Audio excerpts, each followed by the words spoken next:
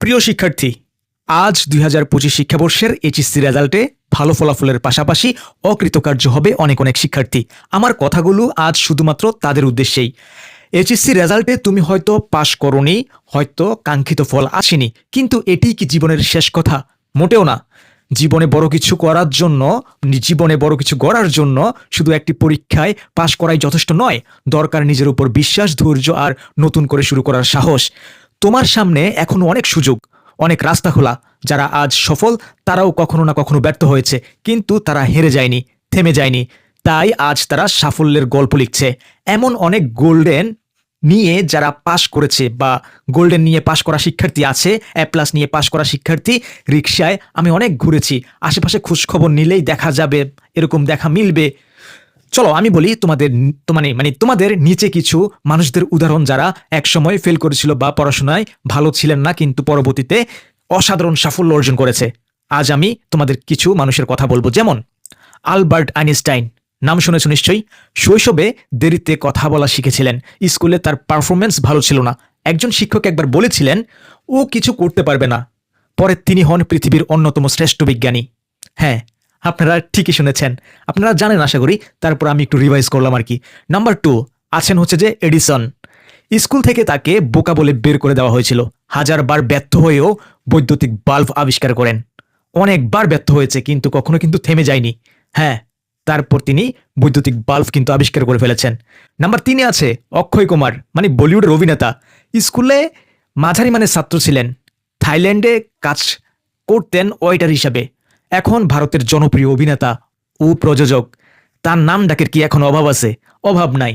হ্যাঁ, নাম্বার 4 বলবো হ্যারি পটারের লেখিকা J.K. রাউলিং। জীবনের একটা সময়ে তিনি ছিলেন একেবারে দারিদ্র। 12টি প্রকাশক তার বই ফিরিয়ে দিয়েছিল। হ্যাঁ, এখন সে পৃথিবীর অন্যতম ধনী লেখক। ভাবা যায় বিষয়টা, কোন জায়গায় ছিল, আজকে সে কোন জায়গায় লিড করছে। নাম্বার 5 স্টিভ জবস, অ্যাপেলের প্রতিষ্ঠাতা। কলেজের পড়াশোনা তিনি শেষ করেননি, কিন্তু তৈরি করেছেন বিশ্বের অন্যতম সফল প্রযুক্তি কোম্পানি অ্যাপেল, যার জন্য এখন পৃথিবীর সব মানুষই অনেক আগ্রহ নিয়ে অপেক্ষা করে অ্যাপেলের আপডেট, আপডেট গ্যাজেট কি আসবে। তার কি বুঝলে? একটা পরীক্ষায় ফেল মানেই জীবনের শেষ না। সফলতার মানে কখনো জিপিয়ে না, মানসিক শক্তি ও চেষ্টা, এটাই সবচেয়ে বেশি প্রয়োজন বলে মনে করি। তুমি ফেল করোনি, তুমি শিখছো কিভাবে জিততে হয়। হ্যাঁ, তুমি যদি এবার ভালো না করো, তবে নিজেকে সময় দাও, দুর্বল দিকগুলো খুঁজে বের করো, ঠিকঠাক পরিকল্পনা করো, আবার চেষ্টা করো। হয়তো পরের বার তুমি নিজেই নিজের গল্পের নায়ক হতে পারবে। হয়ে যাবে ইনশাল্লাহ, এটা আমি বিশ্বাস করি, কারণ পরিশ্রম কখনো বেইমানি করে না। তুমি ব্যর্থ হও বা তুমি ব্যর্থ নও ভাই, তুমি তো শিখছো। তুমি পিছিয়ে পড়োনি, তুমি গতি নিচ্ছ, তুমি শেষ হয়ে যাওনি, তুমি শুরু করতে যাচ্ছ। তোমার জন্য শুভকামনা। সাহস রাখো, তুমি পারবে। বিশ্বাস করো, পরিশ্রম কখনো বেইমানি করে না। আর বাবা মায়ের কাছে একটা রিকোয়েস্ট করব, আপনার সন্তান খারাপ করলেও আপনি কিছুই বলবেন না। আপনারা যথেষ্ট মেচিউর। কোনো কোনো পাড়াপড়শি বা আশেপাশের কথায় কান্না দিয়ে সন্তানকে কিছু বলবেন না। আপনার সান্ত্বনা হতে পারে আপনার সন্তানের শক্তি। আপনি জানেন আপনার সন্তানকে কতটা কষ্টে এ অবধি আনছেন।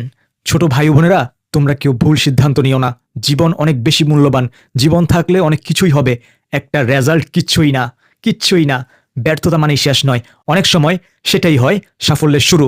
যারা আজকে আলো ছড়ায়, তারা একদিন অন্ধকারে হেঁটেছে। তুমি পারবে যদি তুমি থেমে না যাও। এটা মনে রেখো তুমি। তোমাদের আগামীর দিনগুলোর জন্য অনেক অনেক অনেক বেশি শুভকামনা রইল। আর তোমরা অনেক বেশি ডিপ্রেস থাকলে যোগাযোগ করতে পারো আমার সাথে, ইনশাল্লাহ আমি তোমাদের সবার পাশে আছি। মন খারাপ থাকলে ভাইকে অবশ্যই ইনবক্স করবে, ভাই তোমাদের সাথে কথা বলবো। তোমাদের আগামীর দিনগুলোর জন্য শুভকামনা এবং অনেক অনেক ভালোবাসা। ভিডিওটি শেয়ার করতে ভুলবে না ভাই ও বোনেরা, প্লিজ।